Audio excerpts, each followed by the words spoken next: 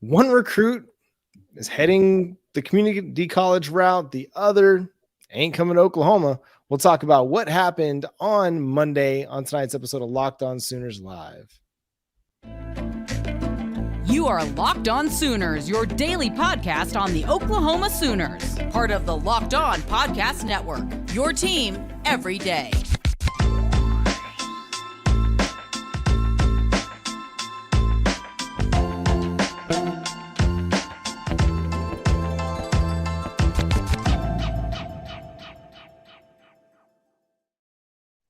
What's up, Sooner Nation? Welcome to Locked On Sooners, and thank you for making Locked On Sooners your first listen every single day. Today's episode is brought to you by FanDuel. FanDuel is the sportsbook partner of the NBA, official sportsbook of Locked On. Make every moment more. Visit FanDuel.com/Locked On today to get started. My name is John Williams. You can follow me on Twitter at John9Williams. My buddy here is Josh Helmer. You can follow him on Twitter at JoshOnRef. You can also hear him Monday through Friday from 9 to noon on 94.7 The Ref in Norman. And thank you for being a part of the live show. Josh, got some very interesting recruiting nuggets to touch on to get it started.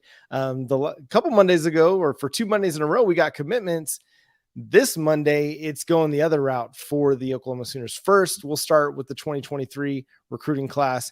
Keyon Brown heading the way of community college. Now, there have been some rumblings in recent weeks that academic eligibility was going to be potentially an issue for him. It seems like that's reared its ugly head, and now he's going to go to Garden Community College to get his college football career started.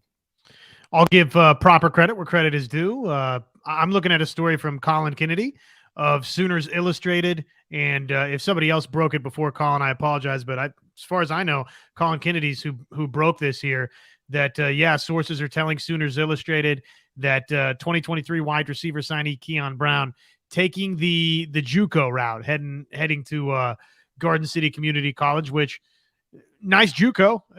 This doesn't totally close the book on Keon Brown coming to Oklahoma, and the fact that it's Garden City Community College in Kansas, I don't know. Maybe somebody else knows if Brent Venables has some legitimate ties at Garden City. But does that suggest that maybe this is, hey, 1 year and then back to Oklahoma once the academics are in order? It certainly has the possibility of that. There's no telling what Oklahoma and the national landscape looks like a year from now at wide receiver. But if he goes and he gets his academics in order and he performs well on the field, and perhaps it's one of those kind of like we've talked about with Brent Venables in his recruiting. What does a commitment look like? And if your theory is correct, and Brent Venables kind of has the connections there at Garden City in Kansas, which we know he's got big ties to the state. He's from there. He played, college football at Kansas State. He's going to have ties. So having that connection, hopefully this is the case where, because of the ties that he has, his commitment to the player, which is a very hot topic all of the time. Like, how committed are players to programs and coaches, and how committed are coaches to players? I will hope that this theory is correct, that this is the Sooners trying to help him out. And then a year down the road, when he does academically qualify, then he can slot right in with the rest of his class. Yeah. I mean, seems like we were pretty excited about the possibility of Keon Brown alongside Jaquays Petaway in this class. And now for at least the signing class, it's just Jaquays Petaway coming to Oklahoma, at least for now. Maybe Keon Brown still is Sooner bound before it's all said and done. But basically you reset the board with what you had coming back to campus, John, and then the transfer portal additions that OU brought in, which is Brennan Thompson from Texas and Andrell Anthony, obviously coming over from Michigan.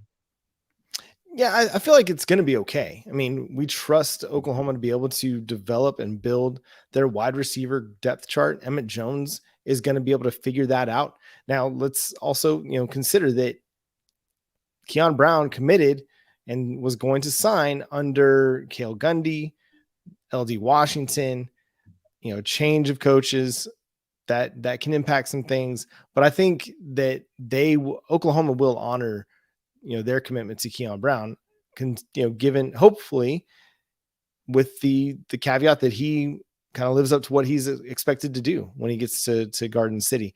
So yeah, it's a weird time, and we can turn the page and talk about Laine Jenkins, the Juco kid that Oklahoma picked up a commitment from just a few weeks ago, an edge player that everybody seemed to be pretty intrigued about. He wasn't going to be somebody that came in right away and made a huge impact in year one, but maybe down the line, because of his athletic traits, his length, he was going to make him an impact. Well, the rumblings were there that Oklahoma had pulled his offer, but it's John Hoover is the story I saw where the Sooners pulled the offer from Laine Jenkins, and now he's probably going to end up with Indiana because that's the place he ended up taking a visit to after committing to the Oklahoma Sooners. And as we know, Brent Venables has the policy that if you take visits after committing, you're not really committed. And that offer gets pulled. So just another intriguing note that happened on a Monday. 6'6", 255-pound edge defensive end type out of Butler. Speaking of, the community college route, out of Butler Community College. I know somebody chimed in the chat over here that Butler Community College is the best community college in its best JUCO route in Kansas. And, historically, yeah, that's been the case. Butler County's been big time. The Grizzlies, man, they win national championships left and right. And anyways, Laine Jenkins out of Butler County, but you had the commitment, and then all of a sudden decide you want to go visit Illinois. Crystal ball prediction comes in, and oh, by the way, the offer gets pulled for Laine Jenkins, which that sparks its own debate, right? Which I guess Ari Wasserman met up. You were telling me about this. I hadn't seen this story. But Ari Wasserman, I guess, had the big sit down with Brent Venables where that recruiting philosophy, which is you're committed, or you're not committed at all, came into play. And John, I'll just let you speak to that.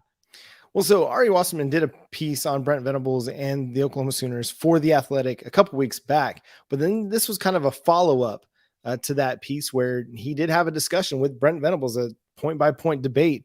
It's fantastic. Read it. If you have an Athletic subscription, I highly recommend it, where Wasserman says that he's not a fan of the no visit policy. And he even approached Brent Venables with that, saying, talk me through it. Like, explain why you think it's a good idea.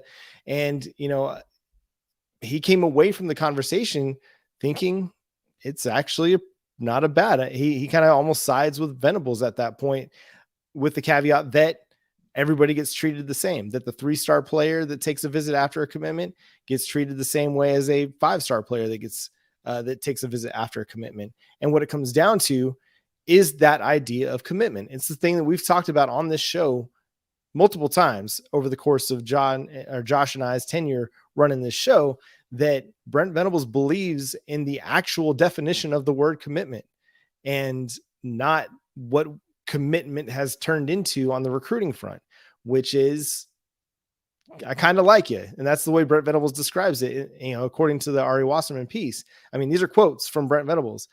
He's like, the way commitment works a lot of times in college football is, I like you, I want to hold my spot there.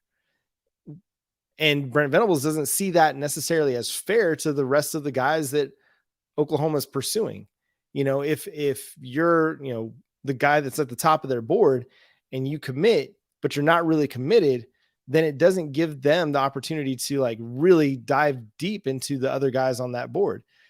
And so then when you decommit, or you commit and flip somewhere else, then they haven't spent as much time maybe recruiting, D tackle 3, D tackle 4, or wide receiver 4, or whatever on their recruiting board. And a guy that is like, I'm 100% Oklahoma is my dream school. I've always wanted to play there, but maybe they're not as high up on the depth chart or the recruiting, power rankings, power board for the coaching staff.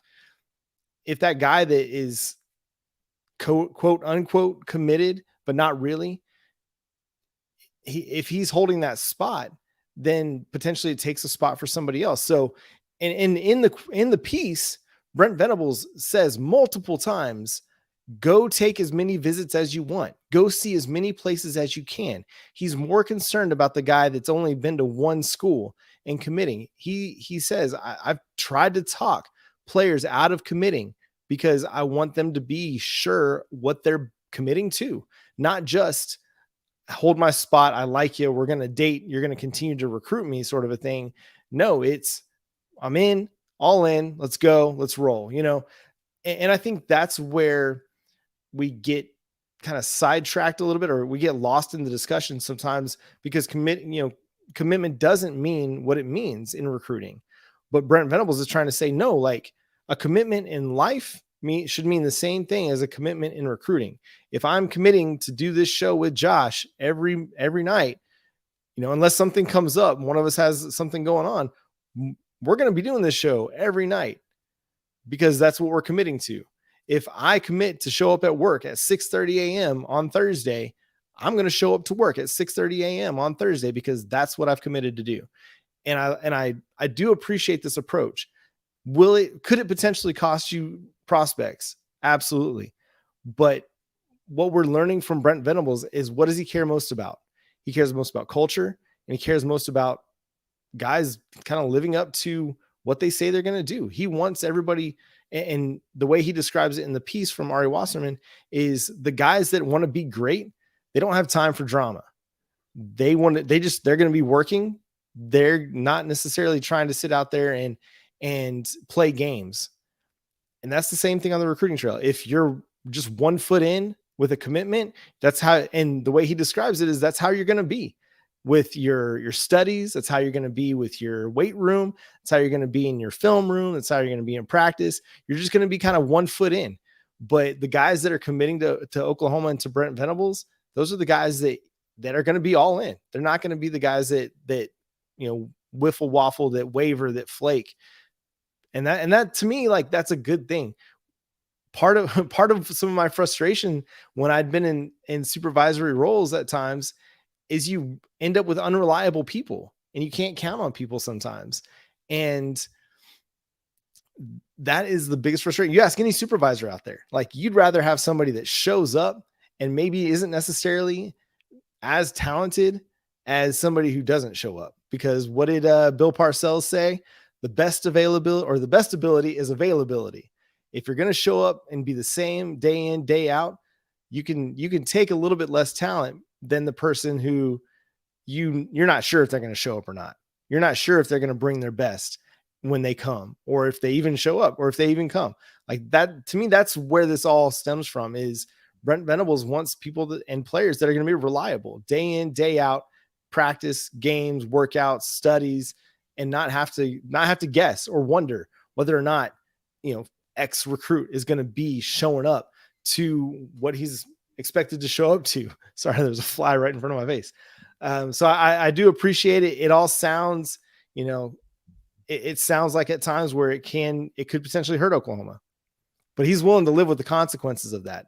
But at the same time, he's being fair. I feel like he's being fair to the kids and telling them, if you want to go visit 10, 12 places, go do it. Take your opportunities. Go see Oregon, go see Michigan State, go see Miami, go see Texas, go see all those places. I'm not going to hold you back from that. But once you commit, don't go see those places. Go see all those places and then commit to us, because we still believe that we're going to be the best place for you. And it's always made sense from that standpoint. And correct me if I'm wrong here. I know that we almost had an instance maybe in the past where Brent didn't pull an offer after somebody did take an extra visit. But to my knowledge, since he's taken over, this is the first offer that at least we know of that has gotten pulled because of a visit after having been committed to Oklahoma. Yeah, it's the first one I can think of. I mean, there's rumblings that that's what happened to Ashton Cozart, but Ashton Cozart was heading to Oregon anyway. Like that was ultimately what was going to happen. But whether or not it's been official, I'm not exactly sure. I couldn't speak to like actual clarity on that. But on the surface of the policy, I think it's a good one. Yeah, there it is. Anthony Evans was committed to OU, then took a visit to Georgia. His offer wasn't pulled, and he ended up flipping. BV didn't pull his commitment. Double standard, possibly. I mean, you could argue there's a double standard there. They did, I think, make an argument though that like he went with his mom, or he went to take his mom to the game, and there was talk that he informed the staff that he was making the visit. I don't know. Possible double standard for sure. We'll see how much that continues to hold up. I mean, because this is not going to happen in just this class, but we'll continue to see, things transpire. And we don't know whether or not the offer was pulled, but it never came public whether or not the offer was pulled. But yes, ultimately he did flip. Again, that's exactly it. Maybe this has happened before and we've just not seen or heard it get reported, or it hasn't. And exactly what they're saying right there. I mean, that's, I think, the risk that you run is Brent Venables is building this program, John, on a foundation of transparency, on a foundation of honesty. And if you're going to do one thing for a junior college kid, but for a high school kid or a 4 or 5 star kid, you're going to do something different, then that's not a foundation based on transparency and honesty. Again, don't have any reason to definitively say that it's happened in this instance and not somewhere else. I'm just saying it, it does make you think, or you're reminded of that. And let's just call it what it is. It'd be easy with the 4 or 5 star kid to have a different approach, because it's like, I think, John, either you or Plank, and one of the shows that I regularly am a part of, reference this a lot.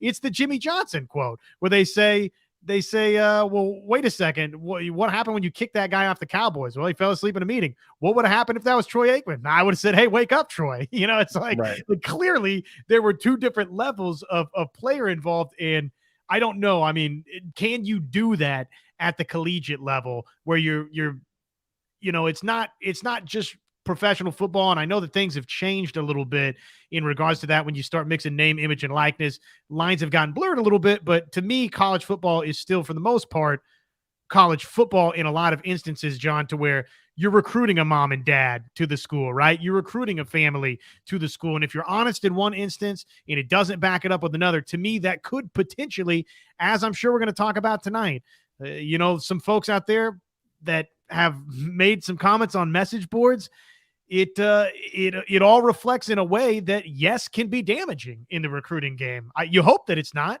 but it could be. Yeah, there's always a possibility that those double standards hurt you. If you do have them, if they pop up and they show up, then they could hurt you. At the same time, if you win like Jimmy Johnson won, you can live with some double standards, and you can have different expectations for different players because you've won. Nick Saban. If Nick Saban wanted to have double standards for different players, I'm sure he could do it and get away with it. Same with Kirby Smart. If he wanted to have them, if he wanted to treat his star players one way and guys that were, practice squatters a little bit different, he could probably make it happen. But, that those guys have won. They've won national championships, not just one, but multiple national championships. Brent Venables doesn't have that luxury right now. So if he wants to have these standards and these kind of blanket statements, then they need to apply across the board at the moment. If down the road he wants to provide more context and provide a little bit more grace in different areas, then that's good. I don't think people will be able to question it as much, because it's, if he's won and he's won big, then it doesn't matter. But at the moment, when you're coming off of a 6 and 7 season, your first year as a head coach, everything's going to be questioned, and rightfully so. I mean, we love Brent Venables. I'm a Brent Venables fan. I like what he stands for. I like what he's trying to do, just not just with football players, but with kids and trying to develop them as people. At the same time, your job is to win football games. So that's the most important thing. Ultimately, it comes down to how many games did you win that season? Did you win a national championship? And if the answer is no, and you didn't win a lot of games, then everything's going to get called into question. So the decision, Eric brings up a good point, and I want to address that real quick. Brent Venables does have 3 national championships as a defensive coordinator. It counts for something, but it doesn't completely give him carte blanche to kind of just do everything he wants to do. I mean, he's the head football coach of the University of Oklahoma. I mean, he's got to take his game to the next level. Those 3 national championships, yeah, they count, but they don't really matter now.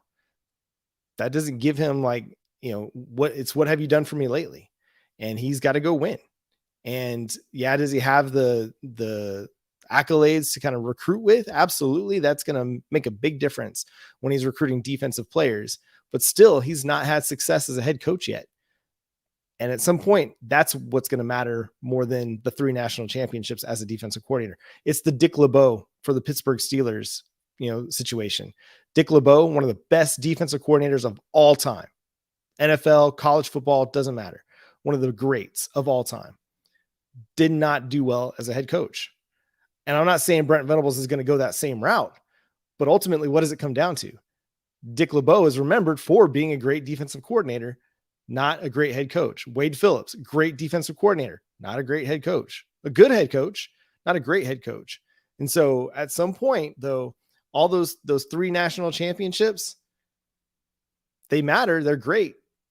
But it's what have you done for me lately and what have you done as a head coach that's ultimately going to matter and tell the tale of his time at Oklahoma.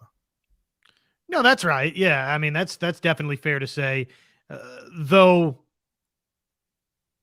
the recruiting, I think, to Eric's point, the recruiting's been really good. The class that OU, the class that OU just signed indicates that whatever OU's doing is working. We've talked about this before. This is not you and I having any sort of a debate right now. This is me just defending Eric's point just a little bit here.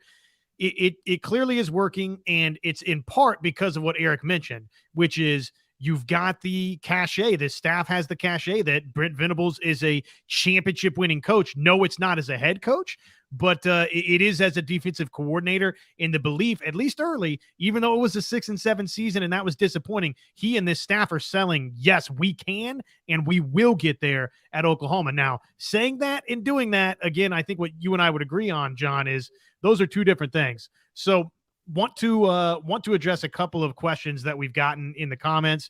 Jimmy asks, hey, what does this Keyon Brown news mean in terms of Oklahoma? Are they going to go add a wide receiver out of the portal? Let's discuss that in full, John. And then just this comment from Blake, because I think probably there's some people that feel this way after the Za'Davian Sims decision to commit to Oregon. It's pretty simple. Things are not looking good right now. That's what Blake writes to us. So let's talk about that. But first, let me tell you that FanDuel is where you can get in on the NBA action. Are we going to have more than just 4 games in the Eastern or Western Conference Finals? The Lakers trying to say something about that, but make a fast break to FanDuel during the NBA playoffs, because right now, new customers, you get a no-sweat first bet up to $1,000. That's $1,000 back in bonus bets if your first bet doesn't win. No better place to bet on all of the playoff action than with America's #1 sportsbook. Visit FanDuel.com/lockedon. That's FanDuel.com/lockedon. Get your no sweat first bet up to $1,000. FanDuel, an official sports betting partner of the NBA. So I will serve this, volley this over to you, John, and you can go whichever direction you'd like to go first. Wide receiver, if I can speak. Wide receiver, does Oklahoma add, John? Or what do you make? Za'Davian Sims, the sky is it falling for Oklahoma? I'll start with wide receiver. I think that they're going to sit with what they've got. Jaquays Petaway coming in is going to be potentially the biggest impact if he's able to get up to speed fast enough, no pun intended, but the speed's there, but will he be able to learn the playbook fast enough and get integrated into the offense by the time they open the season in September? Otherwise, you're kind of relying on your transfer portal additions for this fall. But what it means for the future, I mean, we know that they want that Bryant Wesco, that's the big fish at wide receiver for the Oklahoma Sooners. That's the one that they got to land. And if he's as good as I think he is, I mean, he's a guy that if he's an early enrollee could come in and make a big impact as a true freshman next year. He's just a really, really, really good player. There's a lot still to unfold. I mean, they got the KJ Daniels kid. That's another speedster in the 2024 class. But for this cycle, I think you're still just kind of relying on Jalil Farouk. You're relying on Drake Stoops, Gavin Freeman in the slot.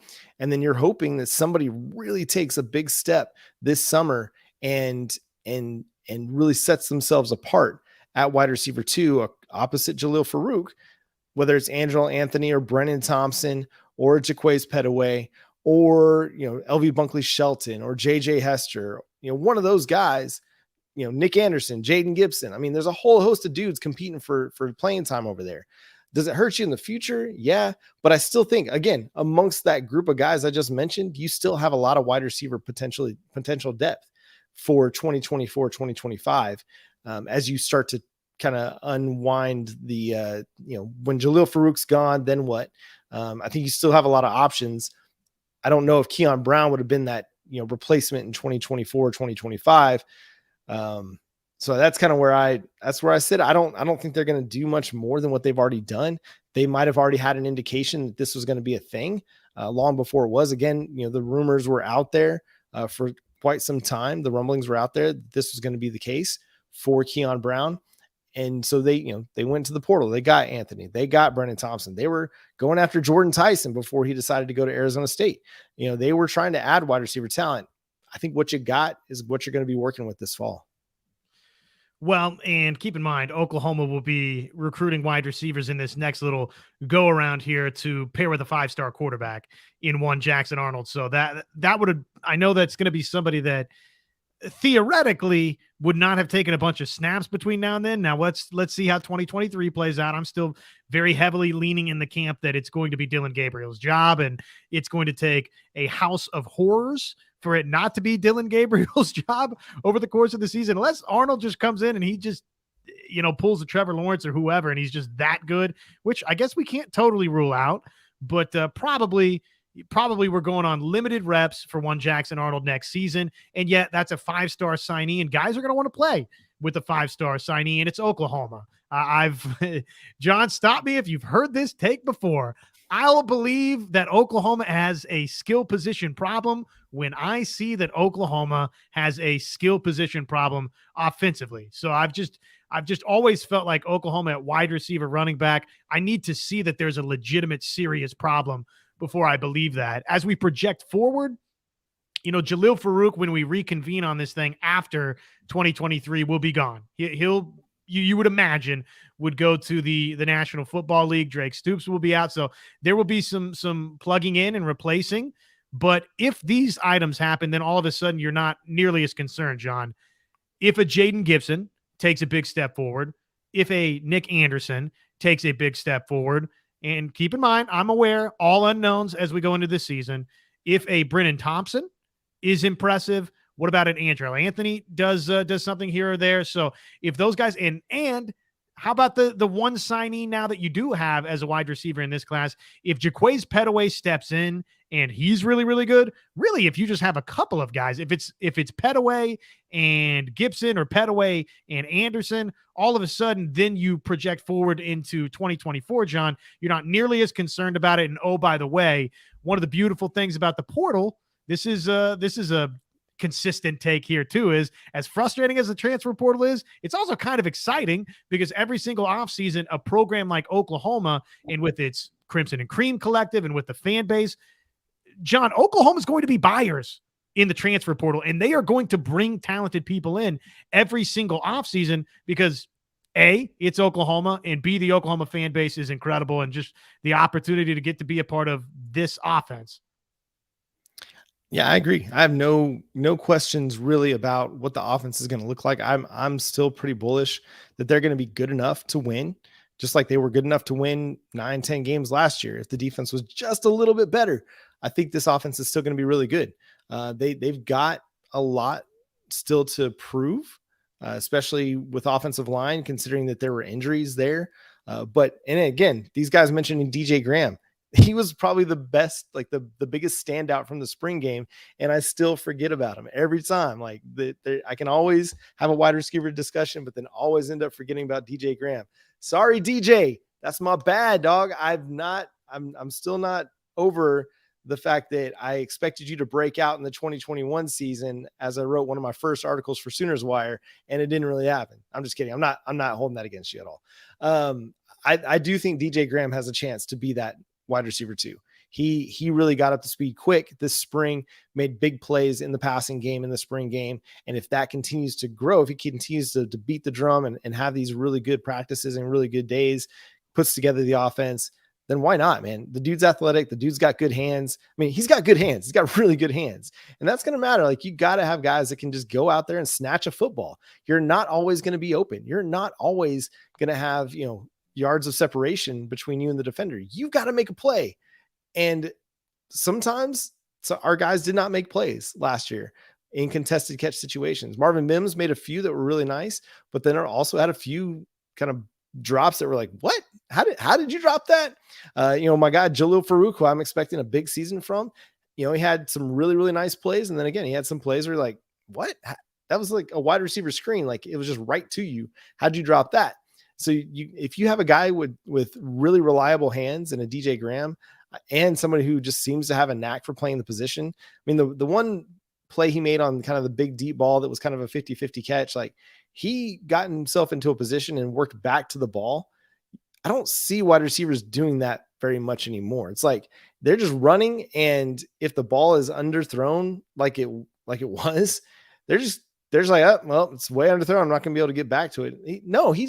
He posted up, like he boxed out his guy like he was going for a rebound and just kind of waited on it and then got his body in the right position and made the play. Like absolutely huge, man. If DJ Graham can continue to beat that drum and have good practices, I really like him to potentially play a significant role at wide receiver too.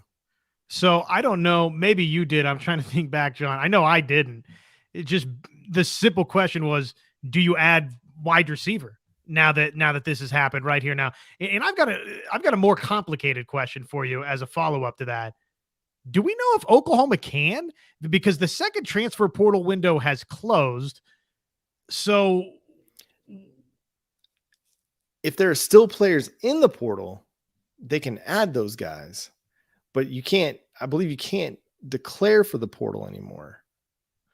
Because so the names that would be in the portal, they could add. Now, it's my understanding, and correct me if I'm wrong on this, John, but I think you have to have taken courses the semester before the season. So that would mean that basically these guys would have to, if they transfer in, it's my understanding, and I could be wrong, and maybe this is archaic, I think they'd have to take summer classes.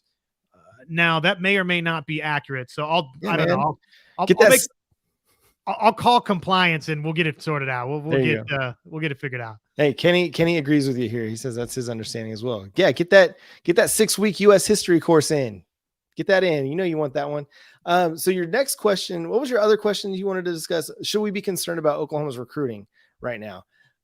I feel like this is the question we discussed this time last year, right? Am I in the twilight zone? Am I like back in the time warp? Did I go through the multiverse and find myself in a Oklahoma Sooners scenario in which we didn't see what happened in 2022 and the 2023 cycle? Because let's look at it. All right. I went back through my archives over at Sooners Wire to see where we were on June 1st, this time last year. Okay. June 1st, a year ago, we had 4 commitments. Tell me, how many blue chip prospects, Josh, did Oklahoma have on June 1st? Committed to the 2023 recruiting cycle? I'm guessing, because of what you said, I'm guessing it was 0. 1. Jackson Arnold was the only blue chip prospect committed, because he committed back in January of 2022. He was the first Brent Venables commitment in the class. Now, Josh Bates had committed under Lincoln Riley, so that carryover matters. Like, he stayed committed. But Jackson Arnold was the first of the 2023 cycle. They had 3 3-stars. Where do they stand in the 2024 recruiting cycle? They have 6 players committed right now. How many of those are blue chips? Do you know off the top of your head? I don't, but I can populate this really quickly. I'm looking at 4. Yes. 4 blue chip prospects. We're not even to June 1 yet. So are we concerned about Oklahoma's recruiting? Because I'm not. What did they do in June and July last year? Blew up. They had everybody sitting back thinking, why did we question this? What were we thinking? It all came together in June, July, and August when they had such a great 3 months during the summer that everybody's like, oh man, this is going to be a great class. It was going to be fantastic. I mean, they were pulling off blue chip prospects left and right. Got the Adepoja Adebare commitment, during the summer, Derek LeBlanc as well during the summer. And it just started, it snowballed and it all came together. So you're at a better place right now than you were on June 1st, a year ago. And you're coming off of a 6-7 season, and you haven't had the Champ U barbecue yet, which is coming here in a few weeks, which is a huge, commitment time, or at least recruitment time. And based on all of that, based on official visits happening, guys are starting to take their official visits. And once all that kind of comes, wraps up, you're going to start seeing commitments to Oklahoma. And, you might not see the David Stone commitment until later in the cycle, or Williams Nwaneri until later in the cycle, but you're going to start seeing a lot of other guys putting pen to paper, or not putting pen to paper. That happens in December, but, cashing in that chip and saying they're all in with the Oklahoma Sooners over the next few months, because that's just the way that this is going to go in the Brent Venables era of Oklahoma recruiting. No doubt. And it is what it is. You have an in-state kid in Zadavian Sims that's a blue chip guy, even though, Zadavian Sims might not be that, 13-year Andover high school senior like yours truly, right? It's a little bit different in-state kid maybe than others, right? But because you're coming on the heels of that decision away from Oklahoma to Oregon, people have a bad taste in their mouth on this Monday, the weekend, following this past weekend. So it is what it is. I mean, that's to be expected. That's not surprising. It will get better. I do have optimism and hope that this class still, Oklahoma, I look no further than David Stone's response to some of that negative to the Message Board Geniuses post that was out there that was showing some of our bozo Oklahoma fans out there on the message boards, making you, I, and everybody else look terrible. David Stone said, yeah, but that's not really everybody in the Oklahoma fan base. To me, that's a pretty good sign for Oklahoma standing with David Stone. Again, that's no guarantee, and it's going to be very challenging to win that recruitment because it's a 5-star top 10 national player in David Stone. But I think OU is going to win that recruitment. I think they've got a great chance with Williams Nwaneri. I still think they're sitting in good shape with Nigel Smith and with Joseph Jonah Ajonye. So there's big defensive line names on the board. And John, though, this is a program that didn't get DJ Hicks and, myself and others kind of hit the freak out button after that happened in last year's recruiting cycle. You did still wind up with PJ Atabare. You did still get Derek LeBlanc. And no, we haven't seen those guys play yet, but these are high profile players in terms of their recruiting ranking that probably we're going to look back on at least one of the two and say, okay, yeah, that was a massive get up front for Oklahoma. So I guess what I'm saying is Will Ferrell style, but a little bit calmer than that, maybe than in old school. We can't have anybody freak out there right now. It's going to be okay. Yeah. By the end of this thing, we're all going streaking through the quad. Like by the time the 2024 cycle ends up, it's going to be fantastic. Like it's no problem. Snoop, bring your green hat. Yeah. Snoop, bring the green hat. Snoop-a-loop. Everybody's going it. Everybody's doing it. So I'm not concerned, again, by July, I was looking back again through the archives. In July, we still didn't have a Derek LeBlanc commitment. We still didn't have the, I think we got the Jaquays Petaway commitment in July. So the time will come. We have to be patient. Are other schools making moves? 100%. Are other schools getting commitments? Yeah. Oregon just had a great weekend. I think they added 3 guys over the last few days. It's a long game, right? We still have 7 months or 6 months, a little over 6 months until the early signing period. We have a little over 8 months until National Signing Day. There's a lot that can still go on. And I'm still of the mind that over the summer months, that Brent Venables is going to add the players that are going to make up the core of this class. And who knows when those, the David Stone, Williams Nwaneri commitments will come in, but I think everybody's still feeling really, really positive about those things. What's the common thread between I know it was 1 month or whatever it was, right? December, late November or early December, right into signing day. And then into that National Signing Day when Venables and company first took over in that first full year recruiting cycle. What are the common threads that those two have in common, John? They closed. They closed. So don't think that this Oklahoma staff is not going to go do the same thing again. And probably this season is going to go a heck of a lot better than 6 and 7. That remains to be seen just how much better, but I don't think this is just going to be the total disaster class that last season was for Oklahoma. So you're going to have that working for you a little bit too. So I trust this staff, John, to do what they've shown that they can do, which is go close on the recruiting trail. So it'll be okay. And oh, by the way, the June visits, like you said, they're right around the corner. That's now turned into a massive recruiting month for Oklahoma. And typically that's when the dominoes start to topple over in a positive direction for OU. Yeah. And I think it's easy to be in a position like Sooner Cowboys is, where he's getting less confident about the defensive lineman OU wants. I mean, when you see a guy like Xavier Sims kind of turn course and commit elsewhere, when you see the reactions from a Nigel Smith or a Danny Okoye to the message board genius post and see what people are saying about a high school kid. Yeah. I mean, it's easy to like have a few days where you're like, oh man, why would anybody want to commit here?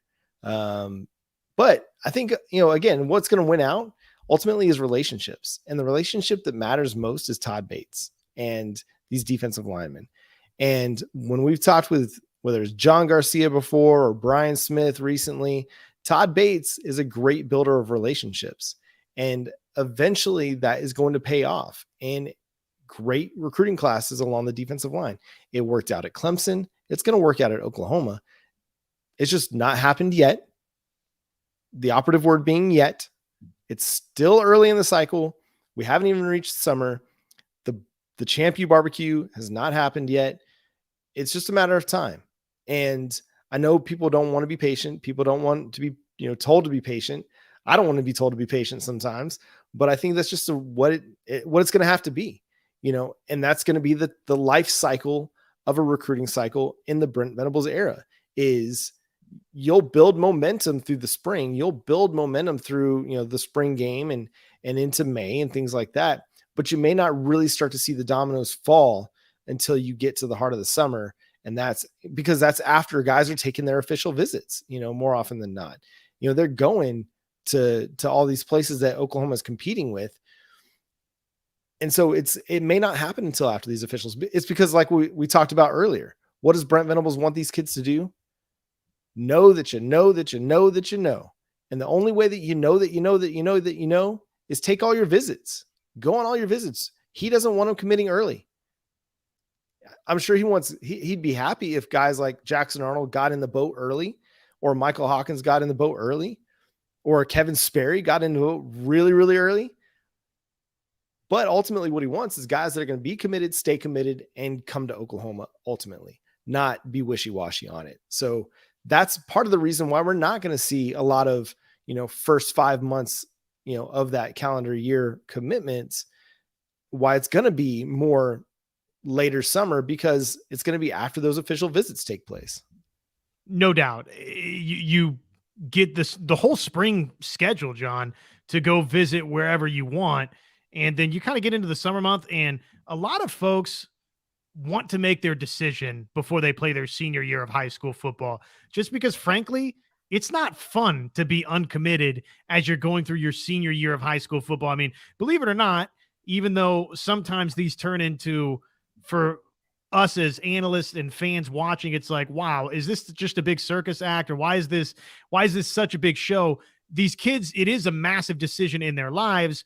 And oh, by the way, it is a distraction to the rest of their football career, and they do care about their teammates in high school, and they want to enjoy their final years on their respective high school campuses. So with that all in mind, yes, the recipe, the concoction, we've got it, boiling and broiling, and we're ready to go. The Sooner Crimson and Cream stew, it's almost done. It'll be here this summer, just like it's always going to be here this summer under Brent Venables and company. And really, it boils down to this from Blake. If you get Stone, if you get Williams, if you get Smith, yeah, fans are going to be happy, excited, and they just need to see Brent and this staff get that done. They need to see Brent and Todd Bates get that accomplished. And if they do, all of those worries and concerns will start to dissipate, because it is what it is. It's the not so quiet obvious elephant in the room, right? It's the area of recruiting that Oklahoma fans feel is keeping them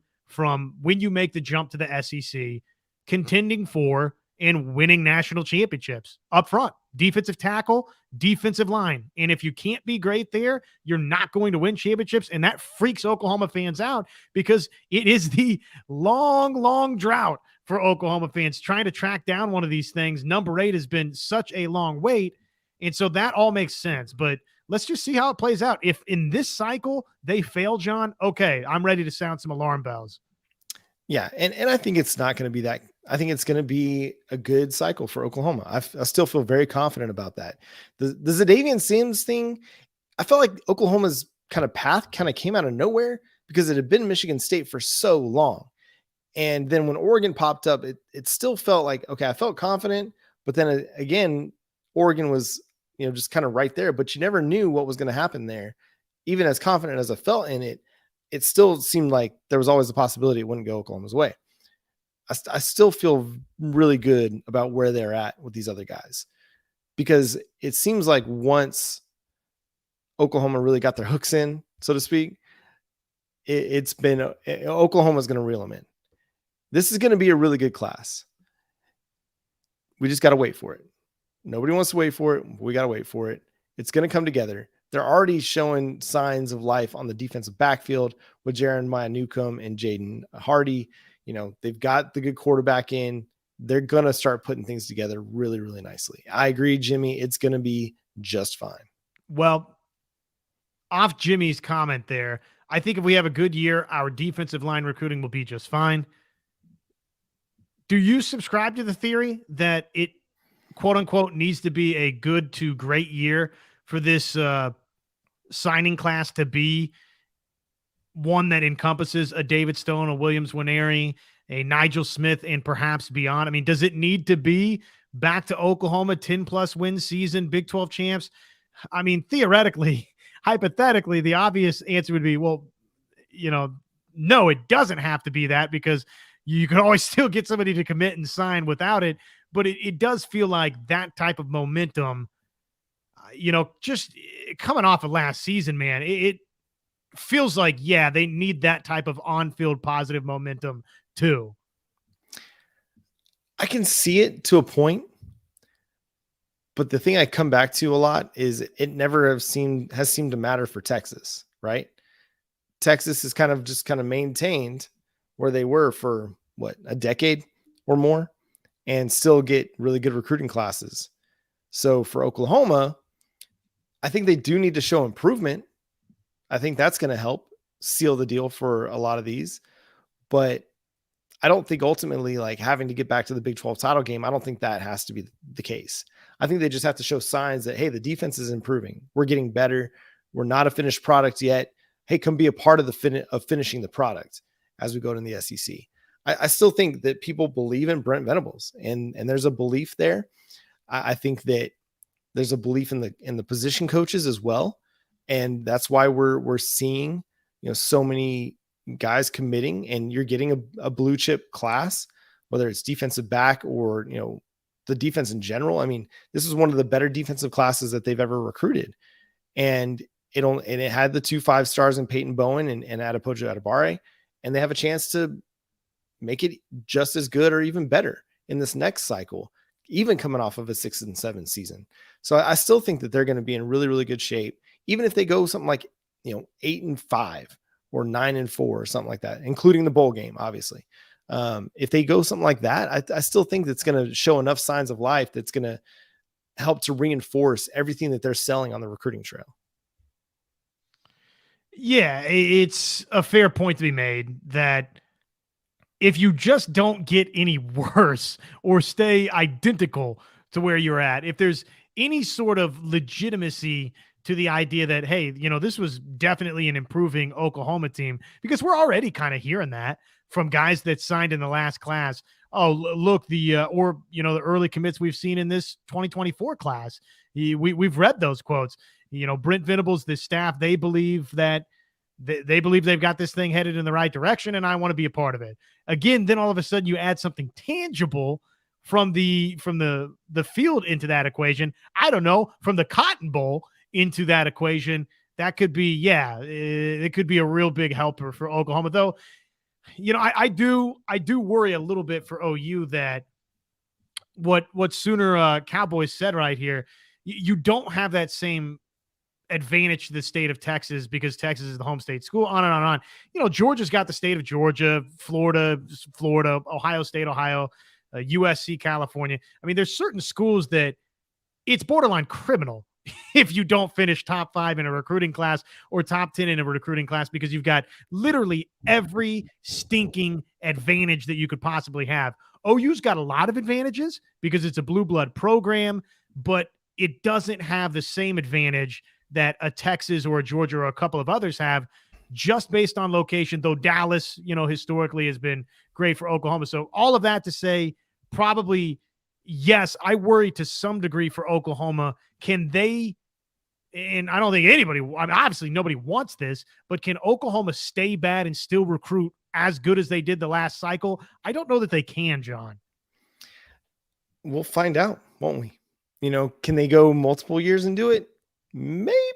Like, I could see, you know, if it's a 7-6 season this year, maybe they could hold up, you know, on the recruiting end of things. But if it was 3 years in a row, nah, definitely not. But at 3 years, you're on the hot seat. Like, if you go 2 years and you're not winning 9-10 games, that's probably an issue. But if you go 3 years and then you're probably on your last legs and the seat is on fire. I do think that this is going to be a good class, and I think it's going to be a good season. And I know I'm the homer and I drink the crimson Kool-Aid, and I'm an optimist eternally. And it's just the way I live. It's the way I am. I'm just a hopeful dude. I just think this is going to be a really, really good football team. I think they're going to be much, much better. The Big 12 is so wide open. The schedule is so much, it's favorable, to say the least. And I just don't see a way that they're as bad as they were a year ago. I think the guys that they brought in defensively are going to help them make such a significant improvement on that side of the ball that it's going to help the offense be even better, because they're not having to, you know, go out and try to score every single time because they have to outscore teams in order to win. They're going to be able to play with a little less pressure than they did a year ago. And I totally agree with this assessment. If Oklahoma goes worse than 8-4, I would add one word to this. Instead of we've got questions, I would say we've got serious questions for Oklahoma, because the non-conference schedule, you might as well just say Oklahoma's 3-0 right now. So basically you're saying, can Oklahoma go 500 the rest of the way in conference play? Absolutely, they should be able to do that. And I think that they will do that, John. I'm optimistic too. I trust Brent Venables, his track record to improve defenses. I think even though he's now in the head coach's seat, that track record, it's about to show itself to be true. That Oklahoma, yes, is improving. And I think we already saw some initial signs of that in the spring game, but as unfortunately will be a theme throughout May, throughout June, throughout July, throughout August, until we get to September, and probably even a little bit in September, we've just got to see this defense go do it. Yeah. I mean, that first game in the Big 12 schedule against Cincinnati, that's the one that I want to see.